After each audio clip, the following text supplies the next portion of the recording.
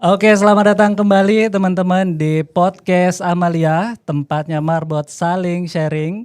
Kali ini saya nggak sendiri, di episode kali ini saya sudah ditemani oleh dua orang nih tamu kita yang nanti akan ngobrol-ngobrol bareng di podcastnya Amalia.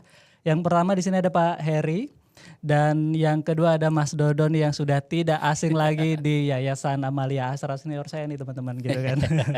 Apa kabar Pak Heri? Sehat ya? Alhamdulillah, baik-baik. Senang sekali bisa bergabung pada acara ngulik bareng malam ini, Mas. Alhamdulillah. Mas Dodo gimana? Sehat ya? Alhamdulillah sehat Mas Riko. Perjalanan aman ya tadi ya? Aman dari Bogor aman. Alhamdulillah. Ini pertama saya ucapkan terima kasih Pak Heri, Mas Dodo udah mau gabung. Kita insya Allah hari ini mau ngobrol-ngobrol sharing tentang temanya itu K3 Pak gitu. K3 atau keselamatan kerja khususnya untuk teknisi-teknisi binaan kita di Yayasan Amalia Astra. Nah Pak Heri, Mas Dodo, kita di podcast hari ini nggak sendiri karena sudah live Zoom juga atau stream Zoom juga pada hari ini. Sudah berapa orang partisipannya Mas Reza? Tadi ada 50-an lebih tuh. Ada berapa orang nih? Ada 60. Nah ini bisa dilihat di layar ya. Kita sapa dulu beberapa orang yang kayaknya udah standby dari tadi nih dan udah open cam. Coba saya pilih acak aja. Di sini ada Pak Sudarno nih yang masih pakai seragam Master AC. Pak Sudarno sehat Pak? Coba kita buka dulu audionya Pak Sudarno. Apakah bisa? Ya masih dikunci Pak.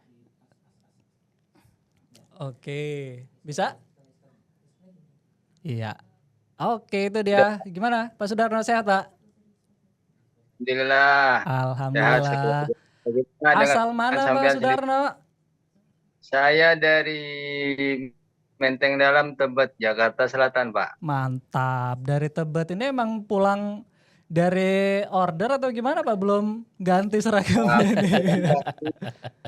Dari Baksos di daerah Jagakarsa, Jakarta Selatan. Oh, waduh, Masya Allah, Baksos. Beliau ini batch terakhir, batch 61. Batch terakhir ya. Sebulan lalu ya. Udah apa kabar, Mas Darno? Paling rajin beliau ikut Baksos. Alhamdulillah. Ini bajunya jadi baju kebanggaan nih. Ya, jadi ya terima kasih Pak Darno. Mudah-mudahan Pak Darno dan juga teman-teman bisa ngikutin obrolan kita nih tentang K3 sampai akhir podcast ini gitu ya.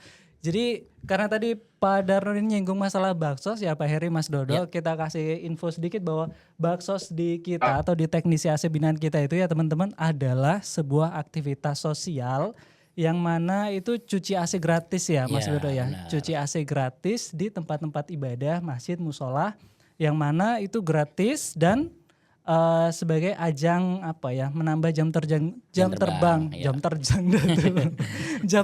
teknisi kita dan tentunya didampingin sama yang senior gitu ya Mas Dodo ya. Gitu. Jadi setelah pelatihan ada baksosnya juga. Jadi teorinya dapet, aktivitas ibadahnya juga insya Allah dapet. Amin. Kurang lebih seperti itu. Nah, sekarang kita ngobrol nih Pak Heri. Jadi Pak Heri ini adalah, saya kenalin sedikit teman-teman, nanti Pak Heri boleh diceritakan juga. Beliau adalah salah satu yang kemarin di pelatihan teknisi kita menjadi salah satu narasumber untuk penjelasan K3 ya Pak, untuk teman-teman teknisi AC yang baru saja dilatih gitu ya Pak. Boleh diceritain gak sih Pak awal mula di dunia K3 gitu ya, atau sebagai praktisi atau saya bilang malah expert di sini dalam bidang K3. Histori belakangnya gimana dulu Pak? Terima kasih Mas Riko. Jadi sebenarnya istilah expert agak berlebihan. Saya. Jadi saya lebih suka sebagai praktisi. Ya. Jadi dalam keseharian saya saya sudah pensiun sekarang setelah bekerja selama hampir 40 tahun. Jadi di sebagian besar di kontraktor, di proyek. Jadi saya melihat bahwa K3 itu apalagi saat-saat sekarang jadi suatu isu yang paling penting. Ya, paling penting bahkan tender pun, jadi sebelum tender pun kita udah harus bikin K3, standarisasi K3-nya ya. Apa yang akan kita aplikasikan di proyek tersebut. Sampai segitunya. Harapan saya sih kita melihat dari sisi aplikasinya sendiri. Ya kalau di perusahaan tentunya ya kita ngomong skala proyek misalnya. Nah ini mungkin mudah-mudahan bisa kita aplikasikan ke teman-teman teknisi AC ini. Karena motonya gampang, utamakan selamat ya. Jadi itu safety first. Safety itu. first. Dan safety itu mulai dari kita, dari saya dan dari Anda itu. Jadi itu kurang lebih. Oh, berarti memang belakangnya ya. Sudah pengalaman di dunia K3 40 tahunan itu tadi ya Pak. Kurang lebih mungkin ya gitu. Itu kayaknya lebih tua dari saya tuh pengalaman kerjanya Pak.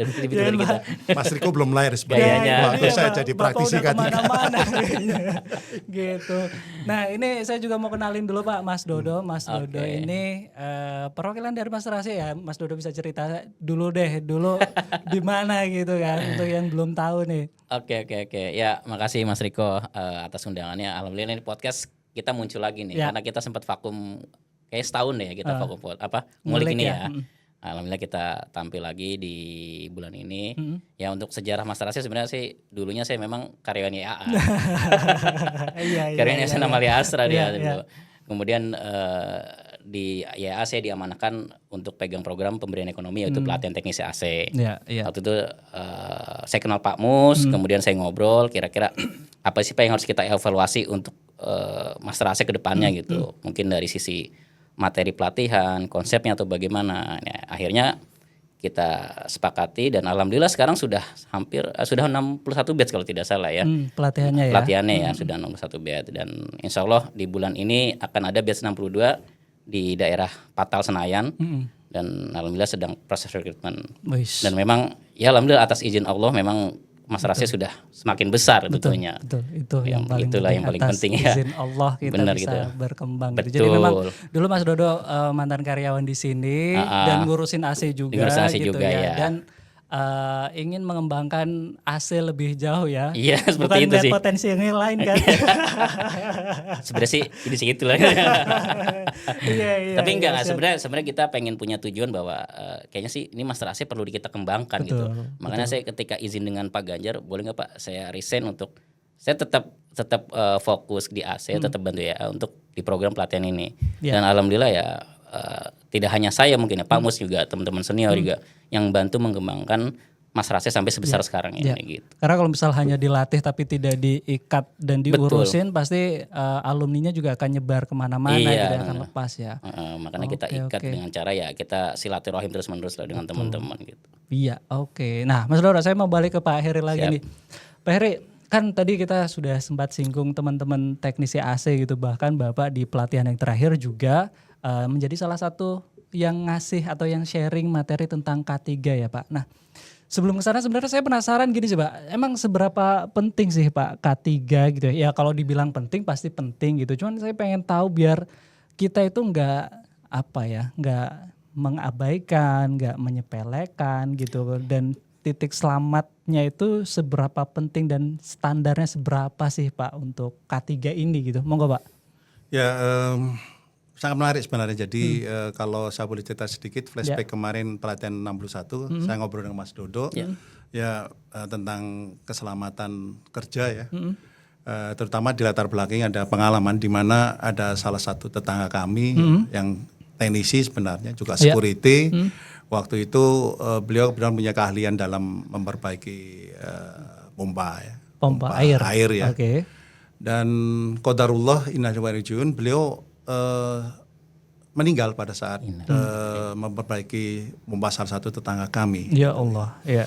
Dan ini setelah saya telusurin ternyata penyebabnya adalah pada saat bekerja itu arus listrik masih ada di sana ya. Jadi waktu membetulin pompa dan kita tahu semua bahwa pompa air itu pasti basah kan. Dan ada satu hal yang luput mungkin bahwa air itu adalah penghantar listrik gitu. Jadi awareness ke arah sana itu kurang. Qadarullah beliau tersengat listrik dan meninggal ya. Dan kebetulan ngobrol dengan Mas Dodo, ini juga cocok nih. Dalam artian seperti ini, utamakan selamat itu yang pertama ya. Jadi yang harus kita ingat pada saat kita mau mulai suatu pekerjaan, ada apa saja sih aktivitas kita itu yang bisa menimbulkan risiko tidak selamat. Karena kita harus ingat bahwa keluarga kita, keluarga dekat kita menunggu kita di rumah. Gitu. Apapun pekerjaan dilakukan, kita harus berangkat pulang selamat, sehat walafiat seperti itu. Jadi K3 itu keselamatan dan kesehatan kerja. Jadi ada keselamatan dan kesehatan kerja. Pentingnya di mana? Seperti kasus tadi ya, bagaimana sekarang itu dalam dunia K3 targetnya sangat simpel gitu. Jadi zero accident. Jadi nihil kecelakaan. Jadi itu tanpa kecelakaan. Jadi bahkan definisinya kalau by definition itu banyak sekali, ada near miss ya, hampir celaka seperti itu. Dan itu direcord. Jadi bahkan menjadi KPI, saking pentingnya. Jadi Key Performance Index untuk tim-tim dari keselamatan kerja suatu perusahaan misalnya. Dan menurut saya ya, alhamdulillah pengalaman bekerja saya selama 10 tahun itu hampir nihil lah accident-nya. Apalagi sampai fatality. Fatality itu sampai meninggal, Mas. Kondisi ini sangat berlawanan ya dengan kondisi yang saya alami di seharian kami gitu. Jadi tadi ada yang meninggal gara-gara memperbaiki pompa air. Padahal itu sangat simpel gitu ya. Kalau colokannya kita cabut, terus kita betul pompa itu, tidak akan tersengat beliau itu, dan selamat. Nah, tentunya saya punya harapan ya. Jadi apa yang kita lakukan dalam skala perusahaan itu bisa juga menjadi mindset ya, menjadi suatu yang menjadi awareness bersama bagi teman-teman teknisi AC itu. Karena teman-teman teknisi AC kan juga terekspos pada beberapa risiko kerja potensi risikonya. Itu sih. Jadi harapannya adalah walaupun pada level teknisi AC pun itu punya awareness bahwa kita adalah targetnya selamat ya. Zero accident. Ya, walaupun yang tadi ya Bang, maksudnya urusan takdir ya memang takdir, tapi ikhtiar kita untuk harus bisa tetap ada. tetap selamat dan pulang gitu. Bagaimana agar kita tetap selamat? Gitu. Itu harus menjadi prioritas yang utama juga gitu ya. Oke. Nah, saya masih keingetnya Pak Amos nih. Isi yang tadi ya. Iya, gitu. Nah, oke. Tadi Bapak udah cerita tentang urgensinya K3 gitu ya, apalagi spesifik untuk teman-teman di teknisi AC gitu ya Pak, karena teknisi AC itu juga kan berarti bidang yang sudah sangat spesifik gitu, sehingga kita bisa menentukan standar apa ya Pak, standar SOP-nya, SOP keselamatannya gitu ya.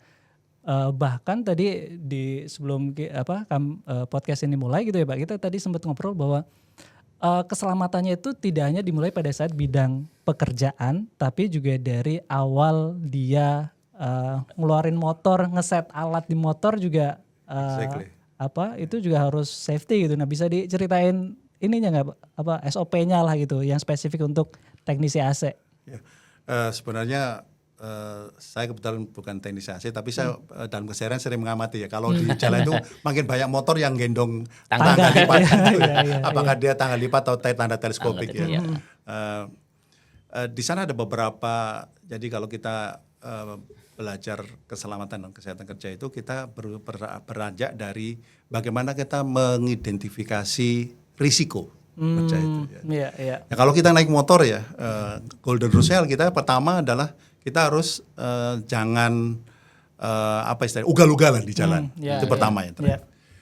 Dari diri. Jadi kita menghindari unsafe act dan unsafe condition ya. Jadi kondisi yang tidak selamat atau kondisi berisiko, baik dari diri maupun dari lingkungan kita. Jadi kalau kita berangkat kerja, motor dalam kondisi baik, remnya pakem, terus kemudian pakai helm, ya, tidak ugal-ugalan di jalan, dan jangan lupa pada saat kita membawa tangga dan alat-alat yang lain itu kita taidonya atau ngikatnya yang proper ya. Jadi kita hindari maksimal mungkin jangan sampai ada barang yang terjatuh ya, karena kalau terjatuh itu di samping membahayakan kita juga membahayakan orang lain kan. Nah, jadi itu hal-hal yang simpel ya. Jadi mulai dari kita berangkat tentunya dengan bismillah, jangan lupa tawakal Allah, untuk berdoa. Tadi tepat sekali Mas Iko, udah berdoa harus berikhtiar untuk selamat kan. Nah, itu ada suatu awal ya. Jadi belum bekerja aja kita sudah punya mindset bagaimana agar kita selamat gitu. Betul. Jadi belum bekerja ini, selamatnya. Dan itu tentunya akan diharapkan oleh keluarga kita juga di samping kita sendiri. Nah, kalau pas ini Pak, saya ke Pak Heri dulu Mas Dodo nih. Pada saat kan tadi kita bahas bahwa teknis AC adalah pekerjaan yang spesifik gitu. Nah, pada saat pengerjaan gimana Pak? Maksudnya tadi kan Bapak cerita juga identifikasi potensi bahayanya juga gitu ya. Nah, selain listrik nih, kan teman-teman ini juga bekerja. Nah, kita geser ke bahasan berikutnya. Bekerja pada titik-titik ketinggian juga gitu dengan tertentu gitu. Ada yang ya relatif 3 meter, 5 meter atau bahkan ada yang di lantai sekian gitu. Nah, itu gimana Pak biasanya SOP keselamatan pekerjaan di ranah tersebut gitu? Ada 2 isu yang tadi disinggung Mas Riko. Yang pertama adalah listrik, yang kedua adalah di ketinggian. Mungkin saya coba mulai dari yang ketinggian. Dua isu ini ya, kalau sebenarnya cukup gampang ya. Kalau kita melihat browsing gitu ya, ke YouTube gitu ya, coba aja ya, misalnya teknisi AC jatuh atau meninggal karena tersetrum, tersengat setrum.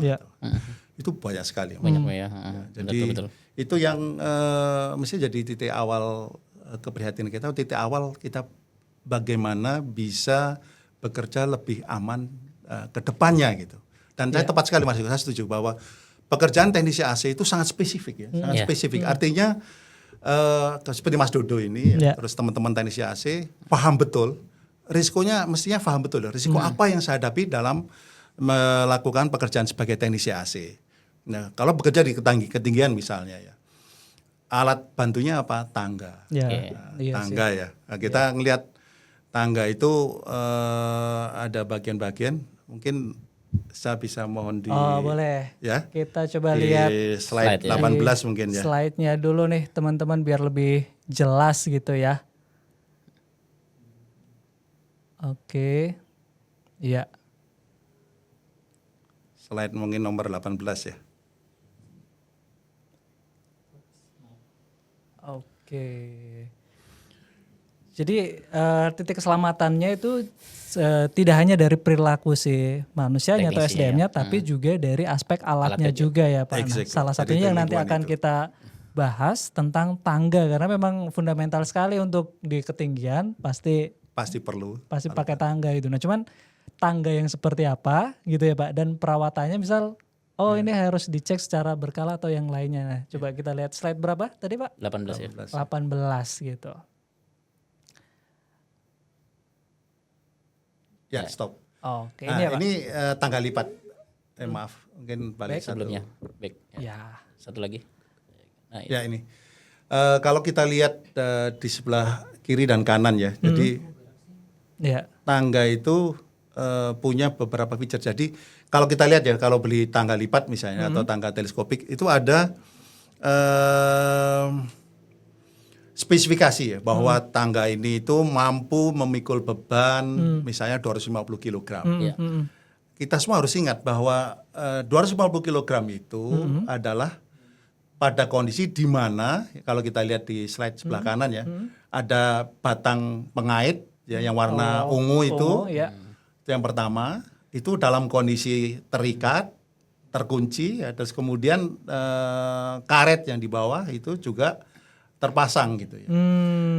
Kenapa ini bisa jadi perhatian atau menjadi salah satu isu di keselamatan kerja adalah bahwa coba misalnya batang penguat yang warna ungu itu tidak terpasang, artinya gaya yang bekerja di kaki tangga itu akan berusaha membuka tangganya, jadi kita bisa slip gitu ya. Jadi kan ada ungu 2 biji atas sama bawah ya. Jadi ada gaya beban di atas dan ada gaya reaksi di kanan kirinya. Jadi teman-teman semua harus ingat bahwa kalau batang penguat itu tidak terpasang, artinya apa? Kemampuan si daya dukung si tangga udah jauh berkurang, nggak 250 kilo lagi. Itulah salah satu awal gitu ya. Potensi risiko di situ. Kita mungkin kita lebih dari 50 kilo itu udah ada satu risiko di mana kita bisa terpleset dan jatuh gitu karena tangganya nggak kuat. Terus satu isu yang cukup sering terjadi ya, yang sering saya lihat ini bahkan jadi karet yang di bawah ya. Karetnya di bawah itu harganya mungkin 5.000 6.000 tapi fungsinya sangat vital. Ya, yang pertama adalah dia anti slip. Jadi kalau misalnya lingkungan kita basah atau seperti itu dia akan menahan agar tidak licin. Terus yang kedua tidak kalah pentingnya, di karet itu ada namanya friction coefficient. Jadi dia akan mencegah atau menghambat gaya yang akan mencoba membuat kita jatuh dari tangga itu. Jadi itu akan menahan ya. Tidak kalah pentingnya lagi, karet ini adalah berfungsi sebagai isolator listrik. Jadi kalau kita bekerja ya mungkin tidak sengaja menyentuh suatu barang atau penghantar yang kebetulan dialiri listrik, kita tidak sampai ke tanah, nanti kita tidak tersengat. Gitu. Jadi itu beberapa hal penting ya. Jadi mohon teman-teman teknisi AC terutama ya, tangga ini alat vital yang kita perlukan untuk bekerja di ketinggian, dan mohon bisa diperhatikan kondisinya gitu. Jadi batang pengaitnya, terus kemudian karet-karetnya itu lengkap ya. Jadi kalau misalnya nggak ada, lepas atau terjatuh pada saat di jalan, ya mungkin kita buat bisa lah itu, karena itu tidak terlalu. Bahkan yang menarik sekali, kondisi desain tinggal lipat yang terkini itu sudah ada kuncinya, jadi pengunci ya. Jadi dia kalau orang tidak sengaja buka, tidak akan bisa terbuka ya. Jadi sudah istilahnya itu dia string fit, jadi masuknya pun harus ditekan, terus kemudian terkunci. Jadi double keamanannya ya Pak. Terus mungkin slide sebelumnya Mas. Ini yang kita mau membahas masalah bekerja di ketinggian. Jadi salah satu upaya kita juga ya, paling tidak kita itu mempunyai sabuk pengaman ketinggian. Nah itu yang harganya tidak mahal ya, mungkin sekitar 90-100 ribuan. Tapi itu pada saat kita misalnya bekerja di atas, membetuli outdoor ya, atau 32, paling tidak ikat pinggang ini bisa kita kaitkan ke dudukan AC ya, dudukan outdoor, atau titik lain yang kuat, sehingga just in case ada sesuatu dengan tangga kita, itu masih ada yang megang kita gitu. Kita jatuh. Mungkin itu yang bisa saya sampaikan soal ketinggian. Yang pertama tadi tentang kelayakan tangga gitu ya Pak. Yang kedua tentang sabuk pengaman atau body harness seperti ini. Nah ini teman-teman teknisi yang menyaksikan nih bisa sambil ngecek tangganya masing-masing ya Pak. Kira-kira ada potensi penguncinya hilang kah, karetnya udah nggak bagus kah gitu. Karena detail-detail seperti itu kalau bukan kita yang ngerawat gitu, karena itu alat kita sehari-hari ya Pak. Betul. Ya mau siapa yang ngecek gitu, dan kita harus awas gitu. Dan mohon diingat bahwa kalau itu tidak terpasang secara benar, itu daya dukung atau daya beban tangga itu akan berkurang. Gitu. Jadi kalau ada tulisan 90 kilo di situ, kalau itu tidak terpasang mungkin tinggal 40 kilo. Ini yang kita kadang-kadang abai gitu. Seolah-olah wah tangganya masih bagus, gak apa-apa ini aman aja. Tapi kita tidak pernah tahu ya. Jadi isu di sini adalah kita lebih baik mencegah daripada kejadian sesuatu yang tidak diinginkan. Betul, gitu. Oke, menarik Pak Heri. Tadi kita sudah bahas secara secara teori gitu ya Pak, untuk keselamatan di ketinggian ataupun di arus listrik gitu ya. Nah sekarang kita mau coba ngobrol Mas Dodo di teman-teman teknisi kita itu sebenarnya yang Mas Dodo lihat gitu ya.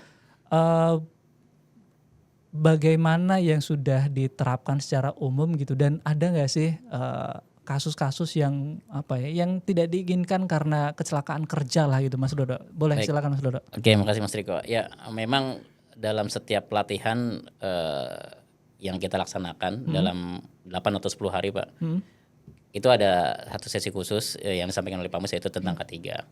Kurang lebih sama yang tadi disampaikan oleh Pak Heri, yaitu tentang listrik dan ketinggian tadi itu.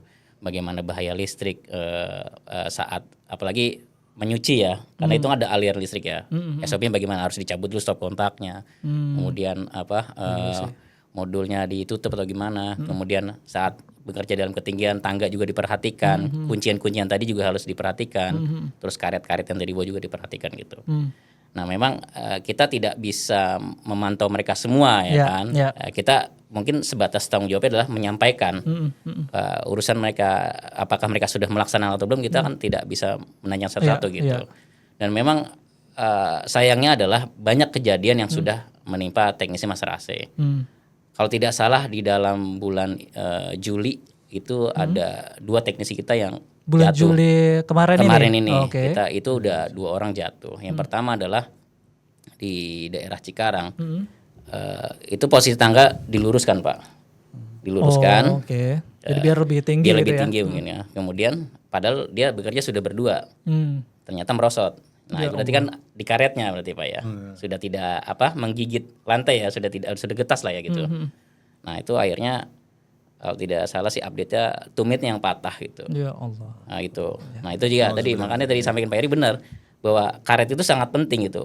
Bener Pak, karet itu murah sebenarnya Pak, 5.000 sepasang. Saya lihat di online itu, 5.000 sepasang itu. Iya. Ya makanya benar tadi kata Mas Riko juga, tolong cek tangga teman masing-masing nih, jangan sampai tangganya masih belum patah kok gitu. Jangan berpikiran seperti itu gitu. Justru hal-hal kecil itu bisa menyebabkan kejadian yang lebih besar gitu kan, sepele pada karet itu gitu. Terus yang kedua ada juga musibah di daerah Kebumen kalau tidak salah kemarin, itu sama dia jatuh. Tangannya patah kalau tidak salah itu. Tuh. Dan bahkan ada yang sudah innalillahi maksudnya sudah meninggal karena memang jatuh hari Pak 2 orang Pak, itu di wilayah Bogor sama di Karawang. Teknisi Mas Rase kita gitu. Itu jatuh dari ketinggian saat mengerjakan cuci AC gitu. Berarti memang resiko tinggi, pekerjaan khususnya pada ketinggian itu sangat besar ya Pak ya. Berarti memang urusan SOP kerja yang baik gitu ya, safety-nya yang harus memang diperhatikan, termasuk kita sendiri misal sebagai teknisi harus memperhatikan alat kerjanya masing-masing gitu. Bila perlu tiap hari sebelum berangkat itu juga harus dicek layak atau enggak gitu. Betul. Itu sangat penting dan harus menjadi SOP kerjanya masing-masing gitu. Karena ya itu tadi kita yang di sini gitu ya Yayasan Amalia Astra nggak mungkin bisa ngecekin satu-satu tiap hari gitu kan. Makanya kalau bukan kita sendiri yang aware ya Pak ya untuk alat kerja kita sendiri ya mau siapa kita ngeceknya gitu. Betul. Tadi yang pesan Pak Heri ingat keluarga di rumah, kayaknya saya langsung ingat juga nih Pak padahal bukan teknis. Jangan sampai ada tagline istrimu jadi janda gitu kan. Aduh.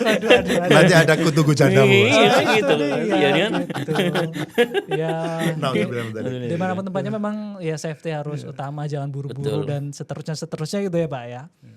Oke, nah tadi Mas Dodo juga sudah cerita beberapa kasus atau kejadian yang pernah menimpa teman-teman kita di Master AC gitu ya. Nah, gini Pak, saya mau bahas atau mau bawa ini kan teman-teman teknisi AC ini kan awalnya kan berasal dari dana zakat infak gitu ya Pak, yang dari karyawan grup Astra juga gitu. Mereka dilatih dari situ gitu kan. Nah setelah selesai harapannya juga jasanya mereka itu bisa digunakan untuk para karyawan ataupun untuk masyarakat umum dan juga untuk perusahaan di grup Astra gitu Pak. Yang mana dengan pengalaman Bapak tadi pengalaman kerja gitu ya, Bapak pasti tahu betul bahwa standar keselamatan pekerjaan gitu ya teknisi AC di perusahaan pasti sangat ketat gitu. Bahkan sebelum ke pekerjaan dari tender pun udah langsung dicek gitu. Nah bisa di-sharing nggak Pak kira-kira secara secara umum mungkin ya, secara umum untuk keselamatan kerja dalam perusahaan yang requirement-nya gitu ya untuk teknisi AC itu seperti apa sih Pak? Ya, jadi sebenarnya kalau kita agak detail ke sana ya, jadi kalau kita menyangkut K3 di suatu perusahaan itu sangat heterogen, jadi masing-masing perusahaan punya policy sendiri-sendiri. Sangat tergantung dari ada namanya company policy atau kebijaksanaan perusahaan di K3. Syukurnya, alhamdulillah sekarang itu hampir semua perusahaan ya, terutama di bidang energi, ya, kadang PLN, terus kemudian ya di manufacturing, tidak melihat tipe industrinya apa, itu sudah mengaplikasikan K3 ya. Jadi persyaratan K3 cukup ketat saya lihat. Ya. Dan ini makin lama makin ketat. Memang ada beberapa yang masih asal ada ya, mohon maaf. Ya, jadi asal ada K3 waktu di audit ada aman. Gitu ya. Jadi memang itu tergantung dari masing-masing perusahaan ya. Jadi ada yang mempunyai K3 itu asal cukup diaudit, pada saat diaudit dia lolos gitu. Ada yang seperti itu, tapi itu bukan suatu contoh yang baik. Ya. Jadi kalau kita punya kebijakan mengenai K3 ya itu harus kita implementasikan. Jadi tidak hanya untuk memenuhi persyaratan lulus atau jarak audit, tapi memang menjadi keseharian kita, menjadi budaya selamat kita gitu. Nah kalau terkait dengan teknisi AC, balik lagi ini memang requirement-nya macam-macam ya. Ada yang hanya cukup misalnya sebelum masuk ke plan-nya atau ke perusahaan tersebut harus lulus safety induction namanya. Jadi safety induction itu Bapak-bapak atau teman-teman akan diberi briefing pengarahan mengenai peraturan K3 yang terkait di perusahaan tersebut, termasuk risiko-risiko yang ada di sana. Kan risiko itu tidak sama di masing-masing perusahaan. Apa saja, dan kemudian biasanya ada tes ya. Setelah itu kalau kita lolos, kita akan mendapatkan badge atau izin untuk masuk ke lokasi perusahaan tersebut. Pada skala yang lebih besar itu lebih rumit lagi karena akan ada banyak administrasi yang harus dipenuhin gitu. Jadi ada juga misalnya harus bersertifikat dan sertifikasi mengenai K3 umum ya, karena itu ada juga yang seperti itu. Jadi sangat tergantung dari kebijakan perusahaan tersebut. Pertama itu, yang kedua tergantung dari misalnya ya kalau kita mau ada pekerjaan AC tapi lokasinya di daerah yang berbahaya, kita nyebutnya hazardous area, itu pasti safety requirement atau keselamatan itu jauh lebih berat daripada misalnya di kantor misalnya. Jadi kita tidak bisa mengeneralisir requirement seperti apa, tapi paling minimum adalah biasanya safety induction ya. Safety induction lolos boleh mulai bekerja. Yang paling berat tentunya yang tadi ya, kita harus nyiapin job risk analysis ya, safety risk, risk safety analysis. Jadi apa saja sih pekerjaan yang akan kita hadapin, risiko-risikonya, dan bagaimana kita mengantisipasinya sehingga itu tidak terjadi. Jadi variasinya kurang lebih seperti sana. Dan itu kalau yang lebih ketat lagi akan diaudit. Bener nggak sih ini? Apa hanya sekedar asal ada, nulis, gitu, kirim, jalan, ternyata waktu ditanya ngaho-ngaho aja. Itu, dan itu jadi, dan mereka di perusahaan biasanya mengkategorisikan ya, di perusahaan atau pelaku usaha, apakah risikonya rendah, sedang atau tinggi. Jadi itu ada kriterianya masing-masing apa yang diaudit dan ada scoringnya, Mas. Jadi seperti itu. Jadi cukup detail lah di situ.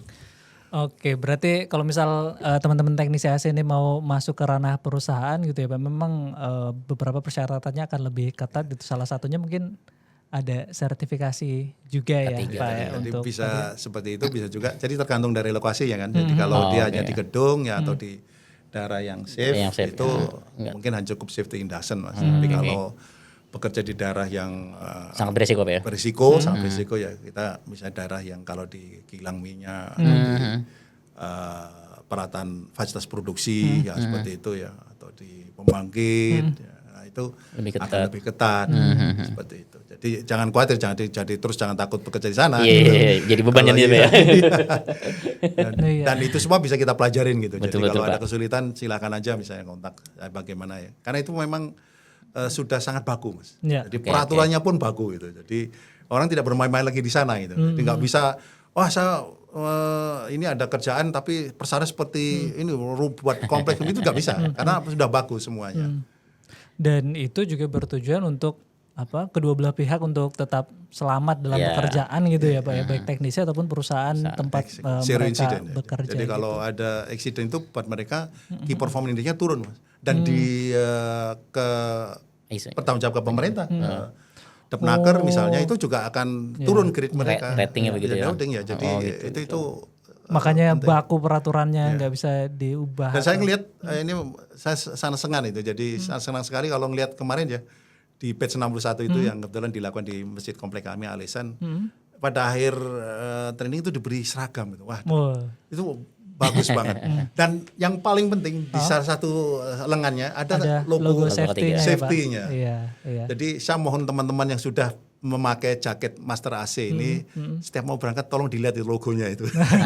Di situ ada logo sangat dalam itu, Mas. Jadi tanda silang itu artinya zero accident. Jadi tidak mentolerir any accident itu macam-macam kan. Jangan bayang berat lah. Misalnya terluka sedikit, tergores kena kabel atau kena cutter, itu udah masuk catatan itu bahwa ini. Padahal luka kecil Pak. Iya, luka kecil itu termasuk itu. Jadi harusnya di record yang benar ya. Jadi terus kemudian putih itu sehat ya. Terus ada roda gigi 11 biji. 11 biji itu menunjukkan bab pada undang-undang, banyaknya bab pada undang-undang keselamatan tahun 70. Logonya maknanya jadi bagus sekali nih Mas Rasi. Cuman satu aja tadi saya ngobrol sama Mas Dodo ya. Mas lain kali kalau ngasih seragam lengan panjang, Mas. Karena safety-nya itu lengan panjang. Nanti saya request pakai apa? Menarik Pak. Saya baru dengar juga tadi katanya lengan panjang, berarti memang selama ini ya Apakah lengan pendek itu salah Pak, atau kalau memang salah nanti kita lebih safety aja mungkin Pak ya. Kan covernya kan lengkap. Jadi kalau misalnya kita melakukan pekerjaan gerinda segala macam, kan percikan apinya kan nggak kena langsung kulit ya. Oh iya. Langsung. Misal satu contohnya. Terus kalau ada kena listrik kan kalau lengan pendek ya kita hanya sepanjang lengan aja. Kalau lengan pendek ya bisa lengan panjang kan aman gitu. Potensi terpaparnya kalau pendek lebih besar. Dan kalau di Pertamina misalnya itu harus lengan panjang. Bahkan tidak hanya lengan panjang, tapi coverall Mas. Jadi maunya proteksi semua. Jadi kalau kita pakai coverall kan nggak mungkin ini ya. Pakai gitu ya. Kolor gitu ya. Oh iya. Nggak mungkin kan. Nggak mungkin kerja pakai lengan pendek itu nggak mungkin. Biasa itu. Dan itu memang konsep dasarnya adalah keselamatan. Iya, tapi betul Pak. Maksudnya semua itu dilakukan gitu ya. Kalau awam kita melihat atau dari luaran kita lihat kok ribet sih, kok harus ini harus itu. Padahal tujuannya ya keselamatan kita sendiri gitu. Jadi kacamata itu yang harus dipakai gitu, kacamata keselamatan kerjanya SDM-nya itu bukan untuk biar ribet biar apa gitu, enggak. Buat keselamatan. Buat keselamatan gitu. Nah ini saya minta ke Mas Reza juga atau operator boleh dibuka pertanyaan ke teman-teman yang sudah hadir, barangkali ada yang mau ditanyain langsung ya Pak, atau misal ada kejadian apa di lapangan gitu yang itu menjadi berkesan terus gimana ya Pak caranya Pak gitu. Nah itu boleh ditanyakan, nanti akan kita bahas gitu. Nah sambil nunggu nih teman-teman yang mau bertanya, saya tertarik ini Pak. Selama 40 tahun bekerja di bidang keselamatan, saya terlalu nyorotin 40 tahunnya Pak. Iya, kita belum lahir ya. Nah dari rentang waktu tersebut gitu, ada nggak sih Pak, maksudnya kejadian-kejadian yang cukup berkesan atau bernilai gitu ya, sehingga itu bisa menjadi pelajaran untuk kita-kita yang masih aktif bekerja di lapangan gitu, untuk teknisi, ada nggak Pak yang bisa dibagi Pak? Ya saya pikir ada beberapa kejadian ya, yang pertama masalah tersengat listrik ya itu ya. Itu sering sekali kejadian kalau kita menggunakan oloran ya, istilah kita oloran kabel. Oloran itu apa tuh Pak? Oloran kabel itu loh, oloran untuk perpanjangan kabel extender itu loh. Oloran kabel ya untuk kabel soket, kabel roll. Istilahnya lebih keren. Istilah apa Pak? Saya dengarnya koloran Pak. Jajar kolor ya. Gara-gara kita bahas kolor. Kabel roll itu sering-sering nggak dicek dan kemudian terkelupas. Ya. Pada saat basah atau ini ya lingkungan sekitarnya basah itu tersengat Mas. Itu beberapa kali terjadi. Terus kemudian kita pada saat kebetulan pekerjaan saya kalau di kontraktor ya, di manufacturing, fabrication itu banyak kerjaan ngelas, gerinda. Nah gerinda itu juga gitu kan, kita harus APD-nya bener gitu. Apa risiko di sana? Ada risiko putaran tinggi, pisau yang tajam, ada listrik, segala macam. Itu harus kita antisipasi semua. Jadi menggunakan glove ya, sarung tangan yang benar. Dan itu mohon maaf, naudzubillah min dzalik, ada teman yang terpotong tangannya karena benar-benar nggak proper. Jadi dari sisi safety-nya jauh banget. Padahal jelas kan kalau kita mau seperti itu menggunakan glove seperti itu. Ya. Jadi cukup banyak deh. Pernah ada seling putus ya pada saat mengangkat beban berat, terpelintir. Nah, yang kita angkat ribuan ton ya. Jadi pada saat kita angkat ternyata selingnya sudah uzur. Gitu. Tidak kuat menahan beban berarti ya. Jadi udah kadang nggak dites ulang. Jadi ini salah satu sisi dari keselamatan kerja ya. Jadi sertifikasi alat berat pun harus dilakukan bahwa dia tuh selingnya benar ya kayak gitu, masih layak. Betul. Operator juga Mas, operator ada sertifikat SDM-nya ya. Iya. Jadi tidak semua orang boleh mengoperasikan crane misal. Jadi cukup banyak lah kejadian yang cukup ini. Tapi alhamdulillah tidak ada fatality, belum pernah saya alami fatality. Ya, jadi harapannya juga jangan sampai kita nunggu kejadian dulu baru belajar gitu Pak, baru berarti harus sadar gitu. Salah satu contoh yang menarik untuk tadi yang dibuat Mas Dodo tadi ya. Jadi atau sesuatu yang menimpa keluar tetangga saya tadi ya. Waktu dia kerja colokan nggak dicabut ya. Saya pernah suatu pengalaman pada saat saya membuat transmisi 20 kV ya, medium voltage ya, tegangan menengah. Itu kejadian juga. Jadi udah kami tegak, jadi breaker udah kita buka ya sehingga tidak ada di situ. Tapi tidak kita kunci. Jadi kemarin pada saat itu salah satu ini mungkin saya bisa buka di slide ya. Di slide nomor Listrik nomor awal kayaknya ya Pak, masih awal ya. Ini nomor berapa ya ini? Nggak kelihatan ini. Coba digeser aja, back. Nah naik itu Mas, agak ke depan, terus. Awal-awal. Nah ini, maaf agak turun. Nah ini beberapa poin bagaimana kita bisa mencegah kejadian tersebut ya. Sama saja, mau tegangan menengah ya, 20 kV, mau 220 volt, isunya sama. Kita cabut stop kontaknya, kita putus. Jadi alirannya kita putus gitu, sehingga kita kemungkinan tersengat listrik itu sangat kecil. Yang kita tidak lakukan selama ini ya kalau di keseharian itu take out. Jadi misalnya seperti ini saya beri contoh ya di meteran di MCB-nya kita beri catatan di situ. Tolong jangan dioperasikan, ini sedang ada perawatan. Jadi tanda merah gede sehingga orang tidak menyalakan. Ya. Pengalaman saya waktu di Madura itu seperti itu Mas. Jadi ada padahal udah kita lagi narik kabel, lagi masang 20 kV. Sudah kita disconnect, orang yang tidak tahu dia menghidupkan breaker itu. Jadi qadarullah alhamdulillah saya selamat ya. Jadi dua pekerja saya waktu itu terpental hampir 5 meter, kebayang tersengat 20 kV Mas. Saya pikir saya udah ini pasti meninggal ini. Wassalam kirain Pak ya. Udah wassalam. Alhamdulillah qadarullah sadar dan tidak ini. Jadi hanya terkejut saja. Jadi saya udah waktu itu saya sebagai insinyur listrik pemula ya, junior ya. Wah, saya pikir karir saya habis di situ. Karena kalau sampai ada yang meninggal itu kan semua orang tahu. Itu kelalaian saya. Bahwa memang jaraknya jauh 6 kilo. Cuman kok tidak saya kunci gitu. Sehingga orang bisa menghidupkan. Dan ini sama ini Mas. Jadi kasus kita sama. Jadi untuk mencegah tersengat listrik cukup gampang sebenarnya. Sebelum kita kerja, kita make sure bahwa tidak ada lagi aliran listrik yang di tempat kita bekerja. Jadi teman-teman teknisi AC juga gitu ya Mas Dodo ya, maksudnya untuk SOP pencucian AC misalnya itu sudah diajarinnya SOP-nya bahwa harus cabut dulu gitu ya? Betul. Kadang kan ada indoor yang ada stop kontaknya, ada yang langsungan biasanya Pak ya. Betul. Nah kalau yang langsungan kan itu nggak mungkin cari stop kontak mereka, pasti dia ke MCB dimatiin. Itu jangan sampai orang lain nggak tahu hidupin gitu. Pas orang nyuci kan bisa. Itu pentingnya tanda itu. Jadi kalau di perusahaan Mas itu selalu ada. Jadi di lock, benar-benar dikunci, digembok, sudah diberi tanda itu.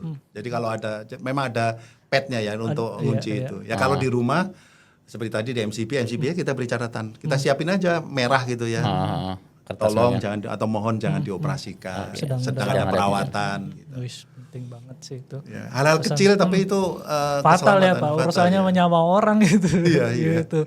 Oke Pak Heri, Mas Dodo, ini ada yang mau bertanya dari partisipan Zoom ya. Coba kita open audionya dulu untuk Pak Teddy dari Jaksel nih. Ya, standby kah Pak Teddy? Boleh nih ditanyakan langsung. Waalaikumsalam warahmatullahi wabarakatuh. Kenalkan Pak, nama saya Teddy. Oke. Saya baru aja lulus STM Pak. Oke. Ya, alias sekolah teknik maintenance AC di Tanjung Barat. Itu kayaknya cabang sendiri ya Pak. Itu sekolahan baru ya Pak ya? Kenapa? Iya, ini Pak, ada mungkin hal sepele Pak bagi sebagian orang ya. Keselamatan itu kalau kayak tangga itu kan kita jatuh langsung sakit Pak. Nah ada satu hal itu debu Pak. Debu dari ketika kita mencuci AC.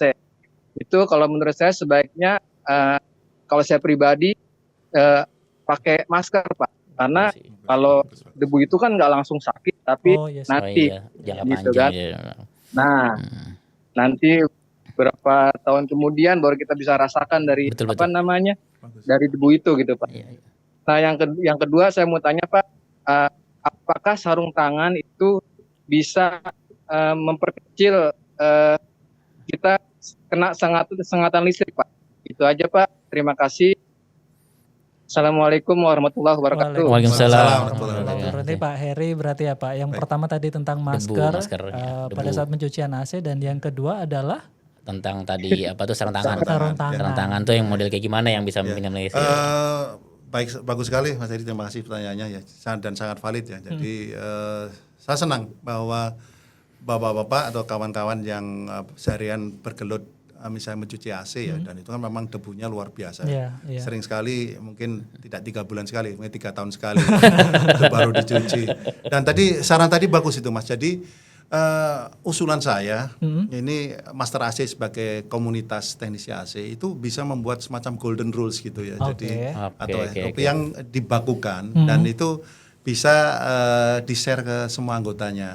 Ya, jadi dan itu yang paling penting adalah ada komitmen dari masing-masing personal untuk patuh dan taat menjalankan golden rule yang sudah kita sepakati bersama ya. Jadi kesepakatan bersama. Jadi input bagus banget nih Mas tadi. Jadi saya pikir masker itu penting, jadi maskernya juga masker yang benar ya.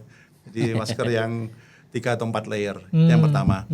Terus yang kedua mengenai sarung tangan. Jadi sarung tangan ini banyak sekali jenis Mas ya. Jadi kalau sarung tangan las, ada sarung tangan yang penahan panas. Jadi itu kita ada sesuai juga fungsinya sarung ya Pak. Kimia ya itu pakai karet misalnya. Jadi sesuai fungsinya. Jadi harus kita pakai sesuai dengan fungsi yang pekerjaan yang akan kita lakukan.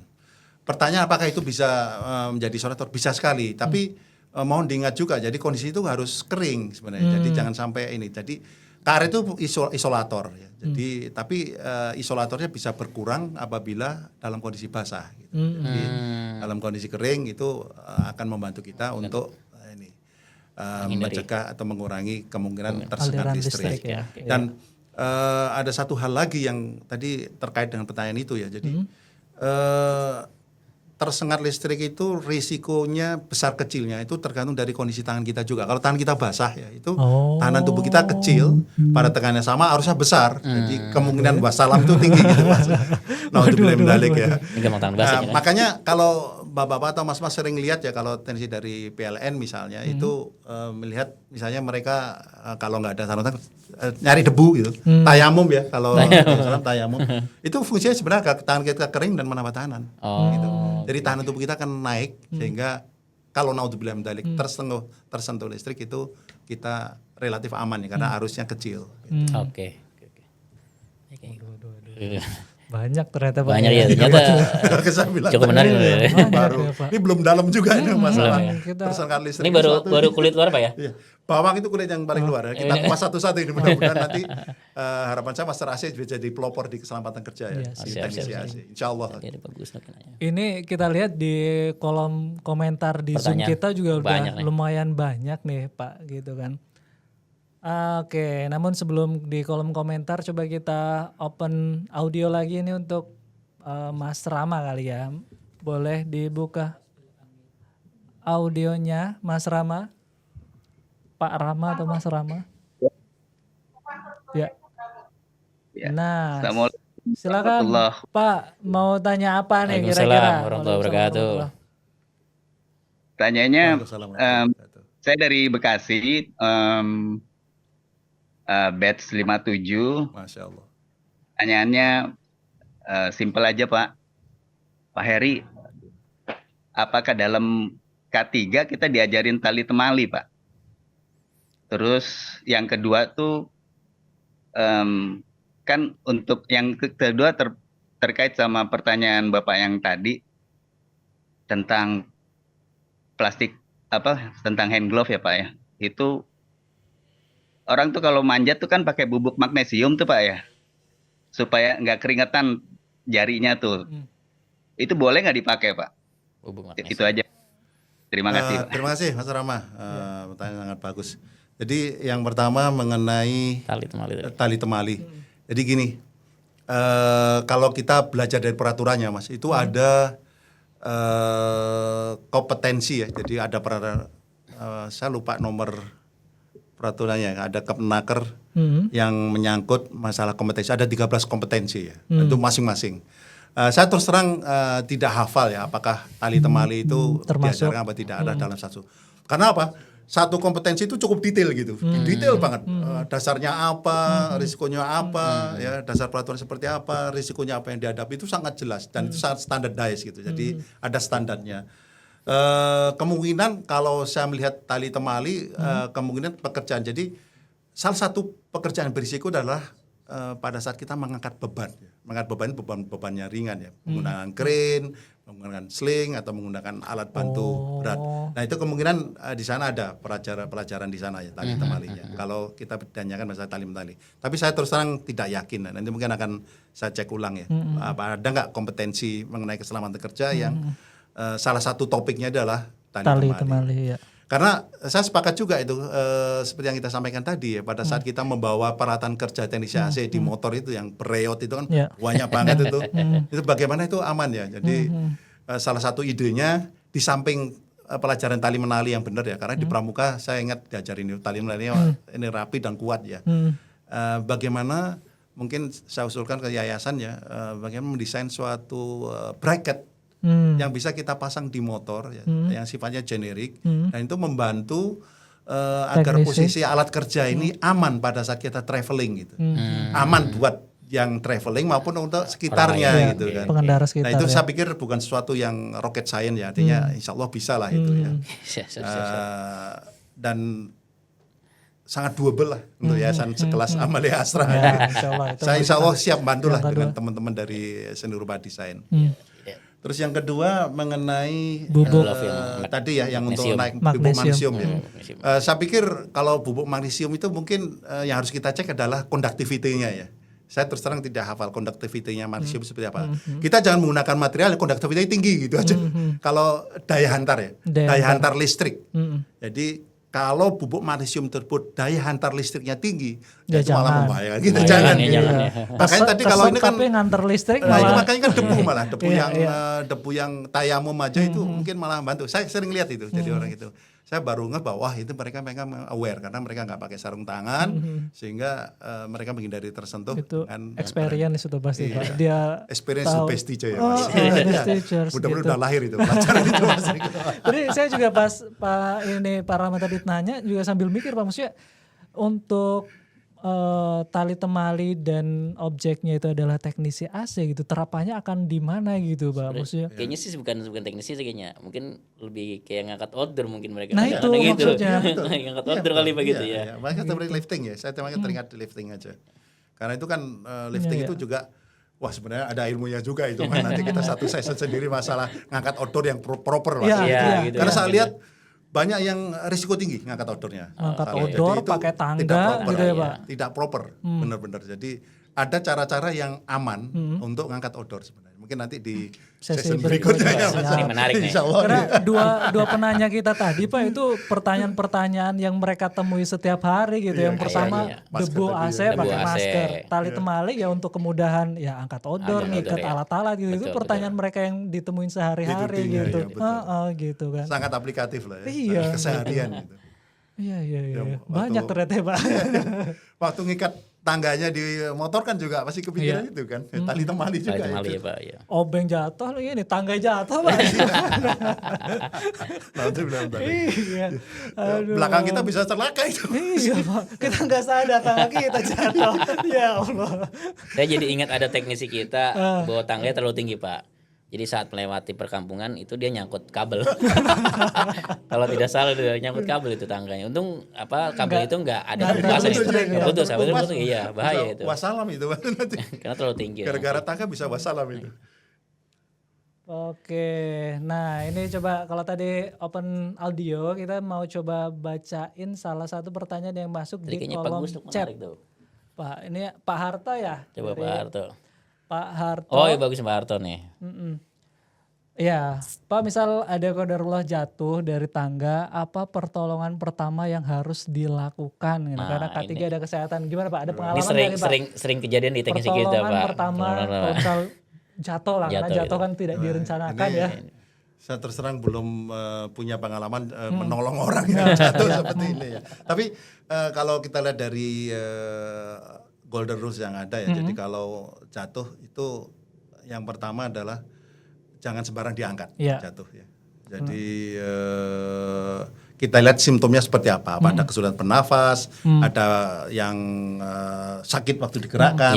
Paling cek ringan itu. Tapi yang paling utama, jadi itu yang pertama ya. Jadi cek kondisi yang bersangkutan. Jadi jangan main angkat, karena itu yang paling sering sekali fatal, sering fatal. Karena kalau misalnya naudzubillah min dzalik, tulang belakang yang patah segala macam kan akan jadi parah. Atau tulang leher misalnya, naudzubillah min dzalik. Jadi jangan diangkat, biarkan di tempat yang rata ya. Itu pertolongan pertama yang dilakukan. Terus tentunya ya manggil tenaga kesehatan medis, Mas, karena hal semacam ini, Mas, itu adalah tenaga medis yang punya sertifikasi untuk melakukan itu. Kita mungkin pertolongan pertama pada kecelakaan, jadi pertolongan pertama saja. Dan itu pun di K3 ada trainingnya, Mas. Ada trainingnya khusus untuk kompetisi tadi, Mas, yang saya sebutkan. Ada 13 segmen training itu, salah satunya adalah itu.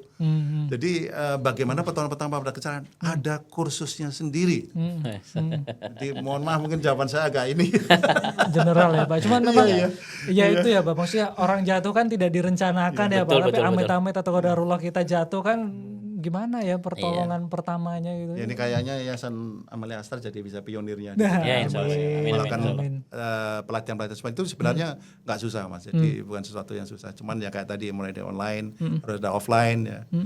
Dan memang menurut saya aplikatif ya. Kayak gitu kan. Beliau berarti siap mengisi materi. Nggak apa-apa, ini sesi pertama memang kita pancing dulu untuk isu-isu yang menarik. Iya, bagus kayak sarung masker tadi itu masukan bagus ya. Bagus. Sangat bagus. Masker juga murah kan, Mas? Iya kan. Sekarang apalagi kan COVID udah nggak ada ya buat apa? Dan itu poinnya bagus. Mungkin bisa kita rayakan puluhan tahun berikutnya kan kalau misalnya terhirup paru-paru baru kerasa ya. Dan nanti ada ilmu juga di sana. Misalnya bekerja di lingkungan asbestos ya harus kita hindarin. Dalam itu, Pak. Iya. Sekarang udah nggak boleh itu aturan internasional. Jadi itu tadi wah menarik lah ini. Jadi karena patahan asbes itu kalau terbang kehirup itu bahaya buat paru-paru kita. Sepihannya itu ya, Pak. Iya. Oke. Pak Heri, Mas Dodo, ini saya kalau merhatiin kolom chatnya itu masih banyak banget yang pengen bertanya gitu, dan saya lihat juga pertanyaannya aplikatif semua, Pak, gitu ke sehariannya mereka gitu. Nah cuman ya mohon maaf nih teman-teman, bukan kita nggak temen nih ya. Udah ada satunya nih. Saya kira saya boleh nanya satu. Gitu. Nah nanti coba untuk pertanyaan di chat Zoom-nya ini coba kita save dulu ya teman-teman. Nanti mudah-mudahan bisa kita bahas di pertemuan berikutnya atau di konten-konten kita berikutnya. Cuman yang jelas saya sepakat bahwa pertanyaan ini sangat aplikatif dan bermanfaat untuk teknisi AC dan pengembangan buat kitanya juga sebagai pusat yang membina gitu ya, Mas Dodo ya. Gitu, ini kan suara langsung dari teman-teman teknisi. Saya boleh nggak Pak Heri nanya satu, Mas Riko? Boleh, silakan. Jadi gini, saya sering melihat teknisi AC itu masih menganggap sepele, Pak. Merasa sudah mungkin skillnya sudah bagus. Nah, menurut Pak Heri, ketika orang skill bagus, sebaiknya itu bekerja sendiri atau berdua, Pak? Seorang teknisi AC itu, Pak, dalam hal keselamatan. Karena memang bekerja berdua pun kadang masih ada yang kecelakaan, Pak, apalagi yang sendiri gitu. Jadi memang di teknisi kita masih banyak yang merasa sendiri aja lah, udah bisa lah, aman, gak apa-apa gitu, biasa gitu kan. Nah, kira-kira menurut Pak Heri gimana, Pak, untuk pandangan seperti itu, Pak? Kalau kita melihat secara umum ya, jadi tidak melihat tipe pekerjaan seperti apa di indoor atau di outdoor segala macam, berdua tentu itu lebih baik. Berdua karena akan ada general rules namanya 4 eyes principle. Jadi 4 mata, prinsip 4 mata. Jadi 4 mata itu pasti akan lebih baik daripada 2 mata. Jadi itu yang pertama. Terus apalagi kalau kita di AC itu kan sering bekerja di ketinggian itu. Betul, Pak. Jadi ini menurut saya dengan berdua ada satu yang ngawasin ya, ngawasin, ada satu yang megangin misalnya tangganya atau make sure bahwa itu aman gitu, kerjaan aman. Karena gini, golden rules yang pertama dari keselamatan kerja itu adalah bahwa kita patuh dan taat pada keselamatan kerja. Pada peraturan yang kedua, orang yang kedua, kalau kita melihat sesuatu yang unsafe ya, artinya tidak mengandung risiko, baik itu perbuatan atau kondisi, kita harus berani teriak, jangan dinaikin itu. Ada yang mengingatkan berarti, kalau ya? sendirian nggak ada yang ngingatin benar, itu, Mas. Jadi dari sisi safety tentu dua lebih baik. Betul. Prinsip 4 mata tadi ya, Pak, yang ngawasin lebih banyak ya. Pasti akan ya ada check and recheck ya. Iya. Ada yang mengingatkan, saling mengingatkan gitu, mengawasi. Oke. Siap. Oke, Pak Heri, ini kalau nggak dibatasin kayaknya cukup panjang dan sebenarnya tidak sia-sia juga. Artinya ini aplikatif semua gitu, dan saya juga seneng gitu ngebedah ini gitu. Cuman ya itu kita spill dulu untuk pertemuan berikutnya ya. Dan juga kita kasih tahu tadi saya dibisikin sama teman-teman yang di belakang nih yang tadi bertanya nih Pak Teddy ya tadi ya? Pak Teddy dan Pak Rama. Insya Allah ada bingkisan gitu, ada bingkisan berhadiah. Mudah-mudahan beneran hadiah bukan coba lagi ya. Bukan Anda gagal sama Pak Harto. Pak Harto yang di kolom chat ya, ada 3 orang. Nanti bisa hubungin ke saya nggak apa-apa lah. Mas Dodo gitu. Nanti minta Mas Dodo ya kalau Oke, mungkin itu aja Pak.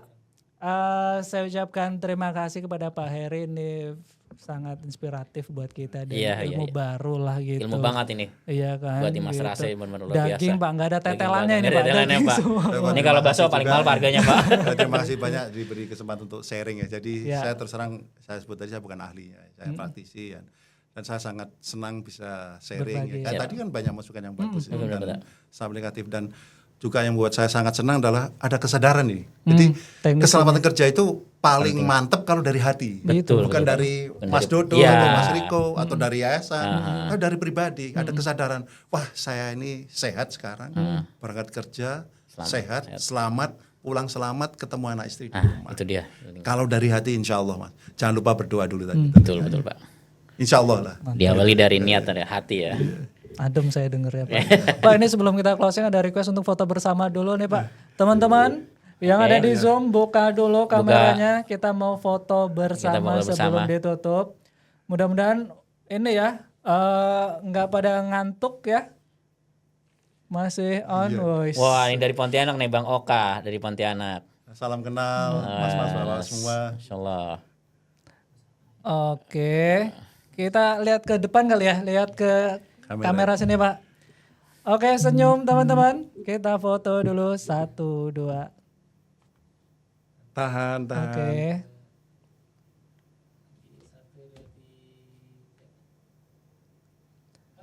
Oke, itu dia untuk podcast kita kali ini tentang K3, baru kulitnya ya Pak, kulit K3 yang kita bahas. Kulit awal lagi.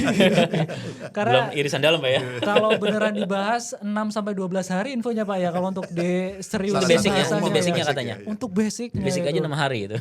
Lah ini kita ngobrol apa tadi?